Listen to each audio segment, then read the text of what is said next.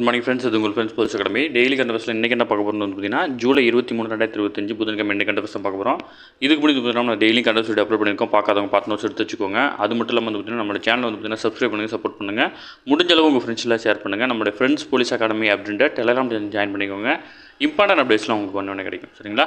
வாங்க friends current affairs பார்த்துடலாம். நம்ம நேற்றே சொல்லியிருந்தோம். சரிங்களா? இந்தியாவினுடைய 14வது குடியரசு துணைத் தலைவரான பதவி வைத்த ஜெகதீப் தன்கர் அவர்கள் பார்த்திங்கன்னா பதவி விலகி இருக்கார். ஓகேங்களா? அதேமாரி பார்த்திங்கன்னா குடியரசு துணைத் தலைவர் பதவிக்கு பார்த்திங்கன்னா தேர்தல் எப்படி நடத்துகிறாங்க டீட்டெயில் கொடுத்துருக்காங்க. அது கண்டிப்பாக நம்ம தெரிஞ்சுக்கணும். ஓகேங்களா? ஜெகதீப் தன்கர் ராஜினாமாவை தொடர்ந்து அடுத்த குடியரசு துணைத் தலைவரை தேர்வு செய்திருக்காங்க. தேர்தல் பார்த்திங்கன்னா விரைவில் நடத்தப்படும் அப்படின்னு சொல்லியிருக்காங்க. இதில் பார்த்திங்கன்னா உயிரிழப்பு, ராஜினாமா அல்லது பதவி நீக்கம் உள்ளிட்ட காரணங்களால் முழு பதவிக்காலம், அதாவது 5 ஆண்டுக்குள் குடியரசுத் தலைவர் பதவியிடம் காலியாக நேரிட்டால் கூடிய விரைவில் அந்த காலியிடங்கள் நிரப்புவதற்கான தேர்தல் நடத்த வேண்டும் அப்படின்னு சொல்லிட்டு அரசியலமைப்பினுடைய பிரிவு 68(2) சொல்லுது. இதெல்லாம் முக்கியமானதை நோட் பண்ணி வச்சுக்கோங்க. அடுத்து குடியரசு துணைத் தலைவர் தேர்தலில் மாநிலங்களவை, மக்களவை ஆகிய இரு அவை உறுப்பினர்களும் வாக்களிக்க தகுதியுடையவர்கள். அது மட்டும் இல்லாமல் நியமன உறுப்பினர்களும் வாக்களிக்க முடியும் அப்படிங்கிறது முக்கியமானது. ஓகேங்களா? குடியரசுத் தலைவர் தேர்தலில் நியமன உறுப்பினர்கள்லாம் வாக்களிக்க முடியாது. அது ரொம்ப முக்கியமானது. ஓகேங்களா? அடுத்தது 543 உறுப்பினர்களை கொண்ட மக்களவையில் ஒரு எம்பியிடம் காலியாக இருக்குது. இதே போன்று 245 உறுப்பினர்கள் கொண்ட மாநிலங்களவையில் 5 எம்பிகளிடம் காலியாக இருக்குது. மொத்தமாக இவங்க எல்லோரும் சேர்ந்து பார்த்திங்கன்னா 786 பேர் இருப்பாங்க. இந்த கால்குலேஷன் நம்ம நேற்றே பார்த்தோம். இந்த 750 வாக்கில் பார்த்திங்கன்னா 394 வாக்குகள் யார் பெறாங்களோ அவங்க தான் பார்த்திங்கன்னா துணை குடியரசுத் தலைவராக பார்த்திங்கன்னா தேர்வு செய்யப்படுவாங்க.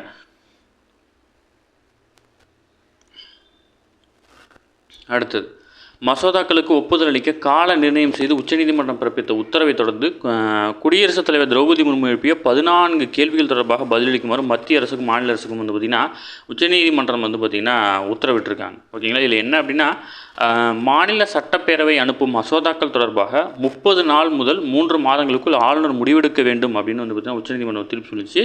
அது மட்டும் இல்லாமல் ஆளுநர்கள் முதல் முறையாக அனுப்பி வைக்கும் மசோதாக்கள் மீது 3 மாதத்துக்குள் குடியரசுத் தலைவர் முடிவெடுக்க வேண்டும் அப்படின்ற ஒரு ரூல்ஸையும் பார்த்திங்கன்னா உச்சநீதிமன்றம் கொடுத்துருந்துச்சு. அடுத்தது பார்த்திங்கன்னா அரசியலமைப்பினுடைய விதி 142வது விதியை பயன்படுத்தி தமிழக ஆளுநரால் நிறுத்தி வைக்கப்பட்ட 10 மசோதாக்கள் பார்த்திங்கன்னா தன்னுடைய அதிகாரத்தை பயன்படுத்தி இது செல்லும் மசோதாக்கள் பார்த்திங்கன்னா நிறைவேற்றப்பட்டதாக கருதப்படும் அப்படின்னு சொல்லிட்டு ஒரு தீர்ப்பு வழங்கிச்சு. இதை எதிர்த்து பார்த்திங்கன்னா குடியரசுத் தலைவர் அவர்கள் 14 கேள்விகள், அதாவது அவங்களுக்கு உண்டான அதிகார விதியான உச்சநீதிமன்றத்தில் ஆலோசனை கேட்கும் அதிகாரம் 143(1) பயன்படுத்தி 14 கேள்விகள் பார்த்திங்கன்னா கேட்டிருக்காங்க. இது ரொம்ப ரொம்ப முக்கியமானது. எல்லாத்தையும் நோட் பண்ணிக்கோங்க. அடுத்தது இஸ்ரோ நாசா வடிவமைத்த நிசார் செயற்கைக்கோள் ஜூலை 30 பார்த்திங்கன்னா விண்ணில் நிலைநிறுத்தப்படுது. இதில் பார்த்திங்கன்னா இந்திய விண்வெளி ஆராய்ச்சி நிறுவனமான இஸ்ரோவும் அமெரிக்காவுடைய விண்வெளி ஆராய்ச்சி நிறுவனமான நாசாவும் இணைந்து பார்த்திங்கன்னா அதாவது நிசார் அப்படின்ற ராக்கெட் இந்த செயற்கைக்கோள் உருவாக்கியிருக்காங்க. இது பார்த்திங்கன்னா GSLV F-60 ராக்கெட் மூலம் ஆந்திர மாநிலம் ஸ்ரீஹரிகோட்டாவிலிருந்து வரும் 30ஆம் தேதி பார்த்திங்கன்னா விண்ணில் ஏவ இருக்கிறாங்க. ஓகேங்களா? இந்தியாவும் அமெரிக்காவும் விண்வெளி ஆய்வு மையமான நாசாவும் இணைந்து பூமியின் மேற்பரப்பு மாற்றங்களை கண்காணிப்பதற்காக இது உருவாக்கியிருக்காங்க. நிசார் என்ற செயற்கைக்கோள். இது கண்டிப்பாக கேட்க வாய்ப்பு இருக்குது. இதற்கான ஒப்பந்தம் இருதரப்புக்கும் இடையே கையொப்பமானது. அதன்படி இரு நாட்டு விண்வெளி ஆய்வாளர்களும் தொடர் முயற்சினால் 12,000 கோடி மதிப்பில் இந்த நிசார் செயற்கைக்கோள் வடிவமைக்கப்பட்டிருக்கு.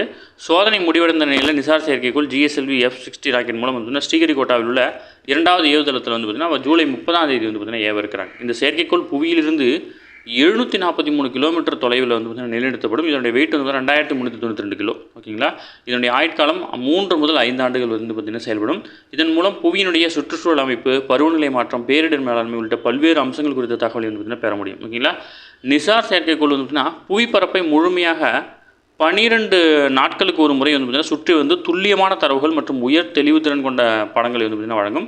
இதற்காக எல் பேண்ட், எஸ் பேண்ட் ஆகிய வெவ்வேறு சிந்தட்டிக் ஆப்ரேஷன் ரேடார் தொழில்நுட்பத்தை பயன்படுத்துகிறாங்க. ஜென்ரலாக பார்த்திங்கன்னா அதாவது முன்புறை எல்லாத்துலேயும் பார்த்திங்கன்னா ஒற்றை அலைவரிசை சிஸ்டம் தான் இருக்கும். இதில் பார்த்திங்கன்னா இரட்டை அலைவரிசை சிஸ்டம் பார்த்திங்கன்னா பயன்படுத்தியிருக்கிறாங்க. அடுத்து முக்கியமான கொஸ்டின், அதாவது நைட்ரஜன் ரயில் இன்ஜின் தயாரிப்பு பார்த்திங்கன்னா சென்னை ICFல் பார்த்திங்கன்னா பார்வையிட்டிருக்காங்க உயரதிகாரிகள். இதில் நம்ம தெரிஞ்சுக்க வேண்டியது இந்திய ரயில்வே துறையின் சர்வதேச அளவுக்கு மேம்படுத்தும் வகையில் ரயில் இன்ஜின்கள் பெட்டிகள் நவீன முறை தயாரிக்க மத்திய அரசு பல்வேறு திட்டங்கள் கொண்டு வந்திருக்காங்க. அதன் அடிப்படையில் வந்தே பாரத், அம்ருத் பாரத் ரயில்கள் பார்த்திங்கன்னா உள்நாட்டில் தயாரிக்கப்பட்டிருக்கு. இதை எடுத்து பார்த்திங்கன்னா நைட்ரஜன் வாயுவில் இயங்கும் ரயில் இன்ஜின்களை தயாரிக்க மத்திய ரயில்வே துறை 2000 கோடிகளுக்கு மேலே நிதி ஒதுக்கிச்சு.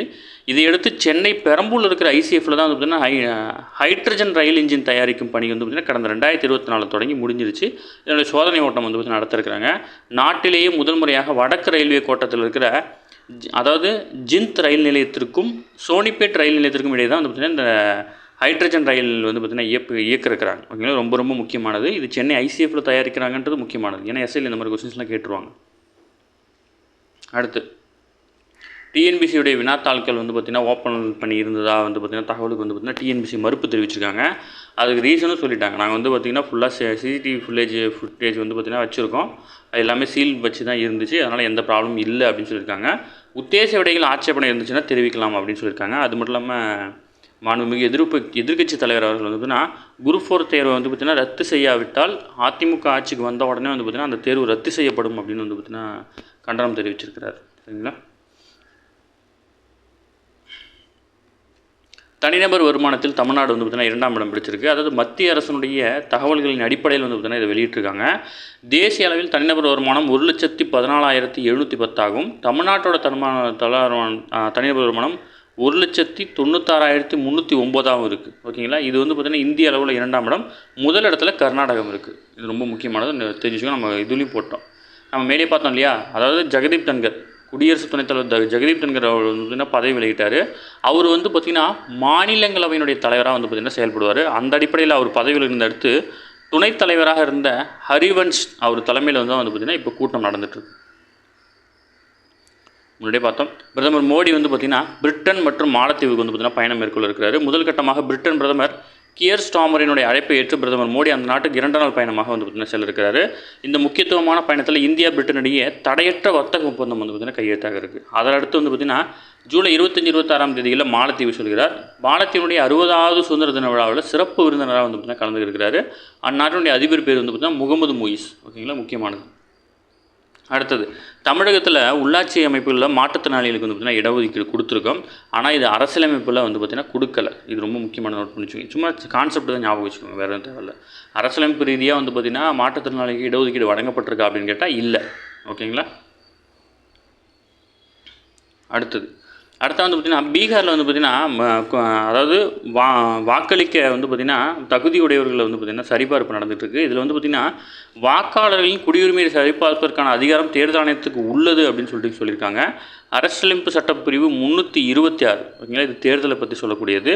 இதில் அது மட்டும் இல்லாமல் மக்கள் பிரதிநிதி சட்டம் 1950 16, 19வது விதிகளின்படி இந்திய குடிமக்கள் மட்டுமே வாக்காளராக பதிவு செய்யப்படுவதை உறுதி செய்ய வேண்டியது சட்டப்பூர்வமான கடமை வந்து பார்த்திங்கன்னா தேர்தல் ஆணையத்துக்கு இருக்குதுன்னு சொல்லியிருக்காங்க. ஓகேவா.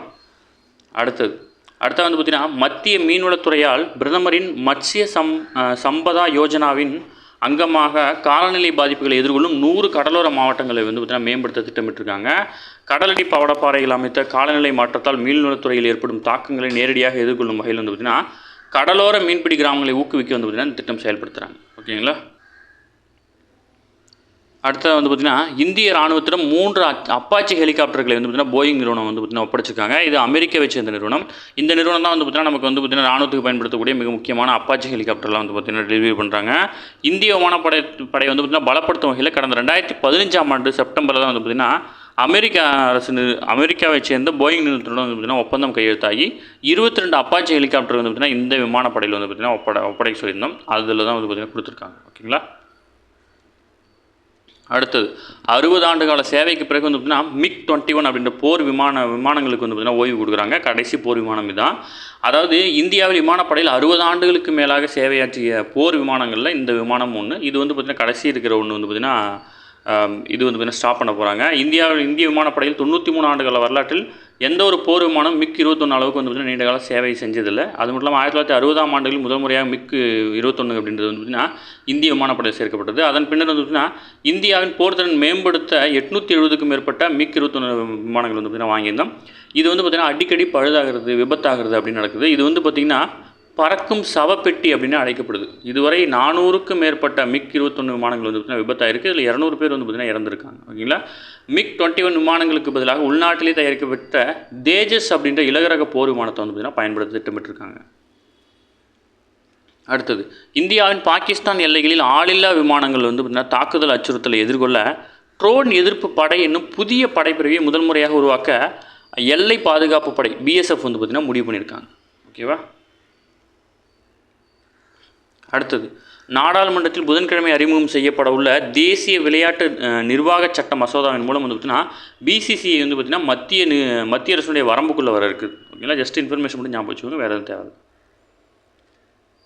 ஐநாவினுடைய கல்வி அறிவியல் கலாச்சார அமைப்பான யுனெஸ்கோவிலிருந்து அமெரிக்கா வந்து பார்த்திங்கன்னா மீண்டும் வெளியேறி இருக்குது. ஓகேங்களா. ஜஸ்ட் இன்ஃபர்மேஷன் மட்டும் ஞாபகம் வச்சுக்கோங்க. ஓகே.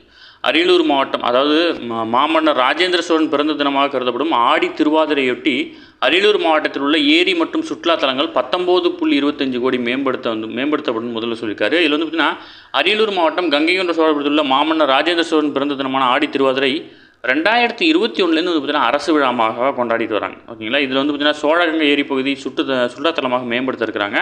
அதற்கான ஆணை தான் வந்து பார்த்திங்கன்னா முதல்வர் அவர்கள் வெளியிட்டிருக்கிறார். ஓகேங்களா. ஓகே ஃப்ரெண்ட்ஸ், இன்றைக்கி கரண்ட் அஃபேர்ஸ் அவ்வளோதான். இதை தாண்டி எதுவுமே கேட்க வாய்ப்பில்லை. டெய்லி கரண்ட் அஃபேர்ஸ் டெய்லி பார்த்துருங்க. அப்போ தான் மந்த்லி வீக்லி படிக்கும்போது உங்களுக்கு ஈஸியாக இருக்கும். நம்ம சேனலில் வந்து பார்த்திங்கன்னா சப்ஸ்கிரைப் பண்ணுங்கள், சப்போர்ட் பண்ணுங்கள். முடிஞ்சளவு உங்கள் ஃப்ரெண்ட்ஸ் எல்லாம் ஷேர் பண்ணுங்கள். நம்மளுடைய ஃப்ரெண்ட்ஸ் போலீஸ் அகாடமி அப்படின்ட்டு டெலிகிராம் ஜாயின் பண்ணிக்கோங்க. இம்பார்ட்டன்ட் அப்டேட்ஸ்லாம் உங்களுக்கு ஒன்று கிடைக்கும். சரிங்களா. Thank you friends.